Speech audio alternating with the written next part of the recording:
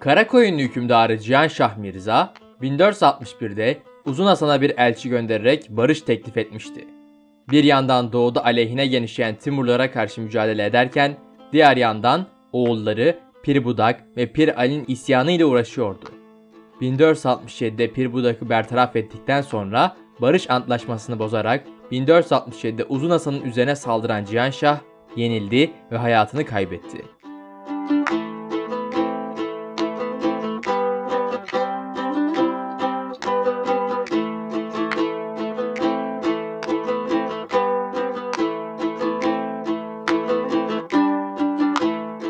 Böylece Karakoyun tahtında başlayan kavgadan faydalanan Uzun Hasan, Karakoyunlu topraklarını kendi hakimiyet altına aldı. 1470 yılında Bağdat'ı da alarak geniş bir coğrafyaya sahip oldu. Karakoyunları ortadan kaldırdıktan sonra devletin merkezini Diyarbakır'dan Tebriz'e taşıdı. Timurlular ile Akkoyunlular her zaman iyi ilişkiler içinde olmuşlardı. Hatta Timur, Anadolu'ya geldiğinde Osmanlı'ya karşı rehberlik yapan Akkoyunlu idarecilerine Amit'i vermişti. Bu iyi ilişkiler Karakoyunların yıkılmasıyla Akkoyunlu ve Timurlular arasındaki hakimiyet alanı mücadelesiyle bozuldu. Karakoyunlu devletinin yıkılmasını haber alan Timur hükümdarı Ebu Said, Akkoyunluların daha fazla büyümesine engel olmak için hemen bir ordu hazırladı. Uzun Hasan'ın annesini göndererek barış imzalama teklifini geri çevirerek Azerbaycan'a girdi. Ebu Said, Uzun Hasan'a mektup göndererek Karayoluk Osman Bey'in ve atalarının Timurlara bağlılığını hatırlatarak Azerbaycan bölgesinden çekilmesini istedi. Fakat Uzun Hasan bunu kabul etmedi. Uzun Hasan, Ebu Said'i Karabağ'da kuşattı ve erzak teminini keserek onu zor durumda bıraktı.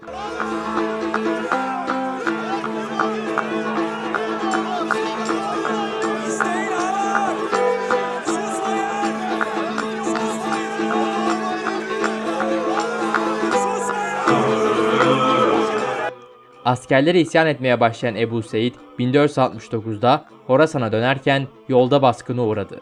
Şehzade Halil ve Şehzade Zeynel tarafından yakalandı. Aralarında düşmanlık bulunan Yadigar Muhammed Mirza'ya teslim edildi ve onun tarafından idam edildi. Uzun Hasan Timurlu topraklarında da hak iddia etmeye başladı.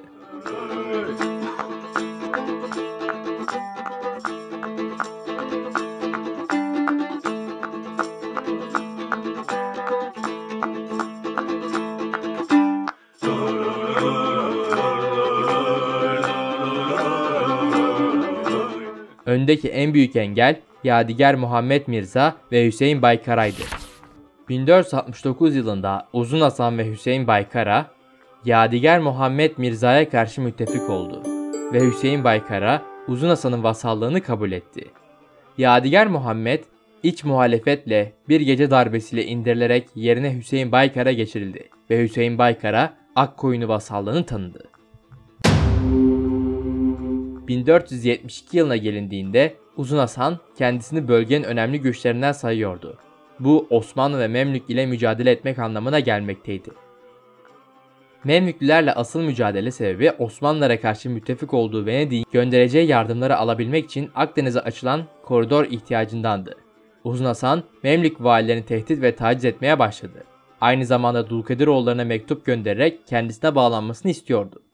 Uzun Hasan, İslam'ın kutsal beldeleri Mekke ve Medine üzerinde de hak iddia ederek Mekke'de kendi adına Hadimül Haremeyn-i Şerifeyn şeklinde hutbe okuttu.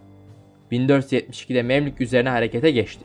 Fakat o esnada Osmanlı tehlikesini baş göstermesi üzerine komutayı oğlu Uğurlu Muhammed'e bıraktı. O da Memlük komutanı Yaşbek karşısında tutunamayarak Urfa'ya geri çekildi. Bundan sonra gelişen olayları Osmanlı gözünden anlatmak mecburiyetindeyim. Bunun sebebi elimde Osmanlı tarafından anlatılan Otlukbeli Savaşı'nın anlatımı olmasına ötürüdür. Akkoyunlar ile Osmanlılar arasındaki ilk büyük ihtilaf Karayoluk Osman Bey zamanında başlamıştı. Kadı Burhanettin'i öldüren Akkoyunlu reisi Osman Bey Sivas'ı almaya çalışıyordu. Yıldırım Beyazıt Han'ı Sivas'ı almasıyla ihtilaf başlamış oldu. Timur'un Anadolu'ya gelmesiyle de Akkoyunlu Osman Bey Osmanlı'ya karşı Timur'un tarafını tutmuş ve hatta ona büyük hizmetlerde bulunmuştu. Ankara Muharebesi'nden sonra Anadolu'da baş gösteren karışıklıklardan fazlaca istifade eden Akkoyunlular Osmanlı memleketlerini birer birer istila ettiler. Bu istilalar o kadar uzun sürdü ki Otlukbeli zaferine kadar aralıksız devam etti. Anadolu'yu perişan halde bırakan bu hadiseler sebebiyle Osmanlılar hiçbir zaman huzur bulamıyorlardı. Uzun Hasan'ın amcasının oğlu Yusufça Mirza'nın Hamid iline tecavüzü bardağı taşıran son damla olmuştu. Uzun Hasan, Cihanşah'ı Bingöl mevkiinde yenerek Karakoyun Devleti'ni de ilhak etmesiyle büyük bir imparatorluk kurmuştu. Bundan sonra sıra Osmanlı'yı ilhak etmekti. Uzun Hasan, Fatih Sultan Mehmet Han'a edepsizce mektuplar yazıyor ve onu harbe zorluyordu. Fatih, oğlu Şehzade Mustafa'ya yazdığı mektupta, Cihanşah ve Sultan Ebu Said hadiselerinden sonra Uzun Hasan bu canibe edepsizce mektuplar gönderip tehditte bulunmaktadır. Bunların cevabını vermeye hazırlanmaktayım demişti. Uzun Hasan İstanbul'un fatihine sen ve ben diye hitap ediyordu. Fatih Sultan Mehmet Han ne Akkoyunlulara ne de Karakoyunlulara karşı bir husumet içindeydi. Onun Koyunluhisar'ı aldıktan sonra idaresi altında büyük bir ordu varken Akkoyunlar üzerine değil de Trabzon'a dönmesi bunu ispat etmektedir.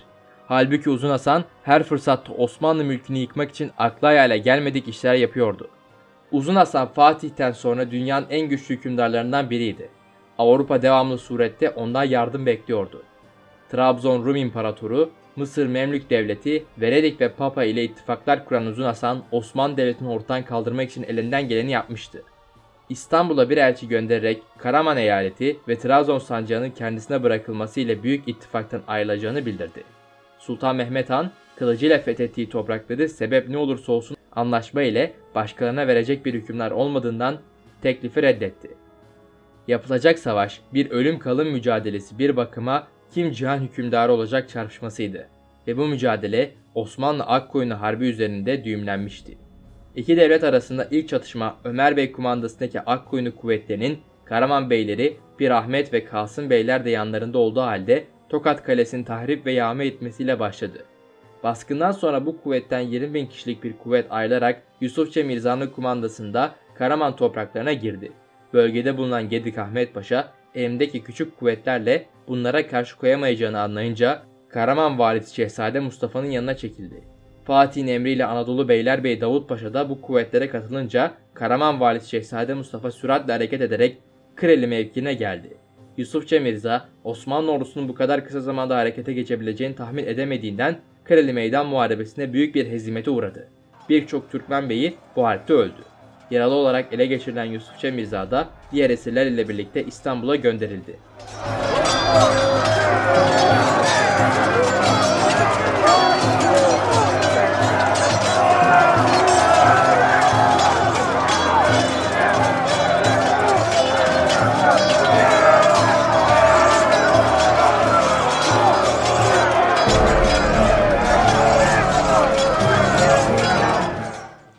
1472 senesi sonlarına doğru Macar kralına gönderilen Uzun Hasan'ın elçisi Osmanlılar tarafından yakalandı ve İstanbul'a getirildi.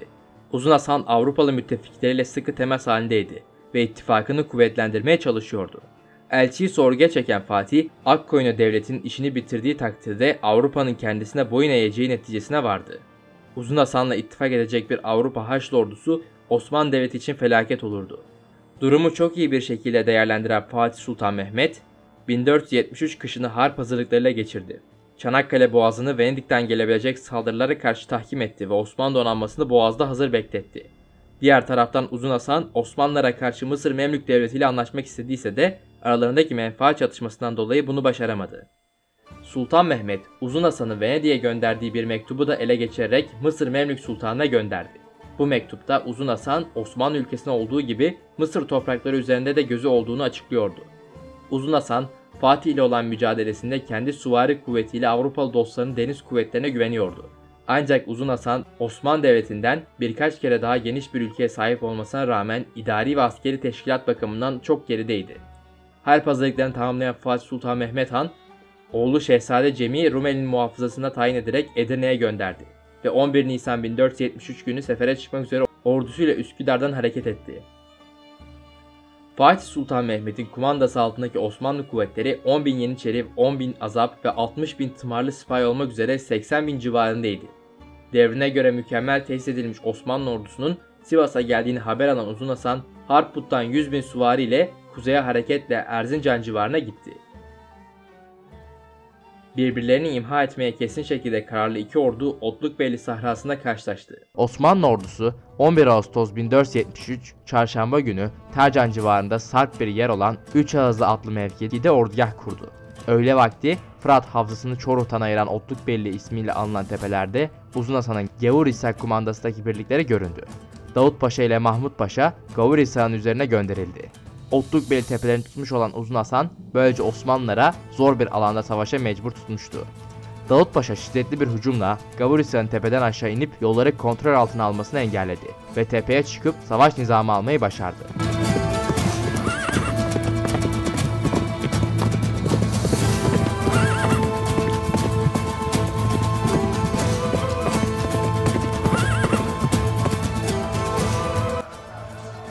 Gavur-İshak geri çekilerek diğer Akkoyunlu birliklerine katıldı. Akkoyunlu ordusunun sağ kolunu kumanda eden Uzun Hasan'ın oğlu Zeynel Mirza Davut Paşa'nın üzerine saldırdı. Bu esnada Fatih Sultan Mehmet'in komutasındaki asıl ordu tepeye tırmanmaya başlamıştı.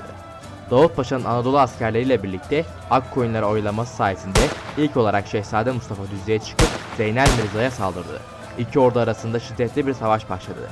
Bir süre sonra Zeynel Mirza Osmanlı azapları tarafından öldürüldü ve kesilen başı Mahmut Ağa tarafından Şehzade Mustafa'ya gönderildi.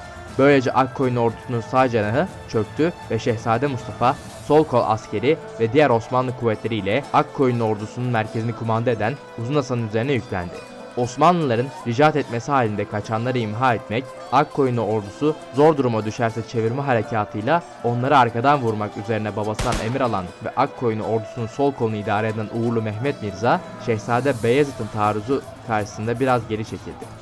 Uğurlu Mehmet, Osmanlılarla kendi birlikleri arasındaki bir dereyi şiddetle müdafaa ederek Şehzade Beyazıt'ın bu tarafa geçmesine mani oldu. Akkoyunlu ordusunun bozulmaya yüz tuttuğunu gören Fatih Sultan Mehmet, mahiyetindeki Yeniçerilerden bir kısmını daha savaş alanına sürdü.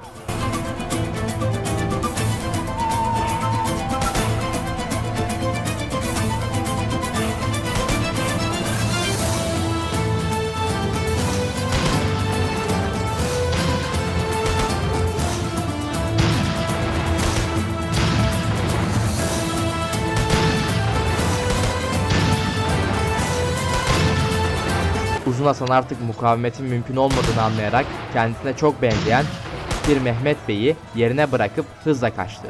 Osmanlılar Pir Mehmet Bey'i Uzun Hasan zannedip esir ettilerse de kısa bir süre sonra Uzun Hasan olmadığını ve onun kaçtığını anladılar. Akkoyunlu hükümdarının savaş meydanında kalan sancağı, davulu, mehterleri, cephanesi ve hazinesi Fatih Sultan Mehmet'in huzuruna getirildi. 8 saat süren muharebeyi disiplinli Osmanlı ordusu kazandı. Bu savaşı detaylı bir şekilde daha önce anlattığım için o videoyu direkt buraya koyacağım. 8 saat süren muharebeyi disiplinli Osmanlı ordusu kazandı. Uzun Hasan muharebe meydanından atına binerek Tebriz'e kaçtı. Uzun Hasan öyle bir yenilgiye uğradı ki etrafında bulunanlara bir daha Ali Osman adını ağızlarına almamalarını tembih etti. Bu harbin kazanılmasında harp planı iyi hazırlanmış ve tatbik edilmiş olmasının büyük payı vardır. Savaştan sonra Osmanlılar Akkoyunları takip etmediler. Akkoyunlar da Koyulhisar, Karahisar ve Niksar dışında önemli bir toprak kaybetmemişti.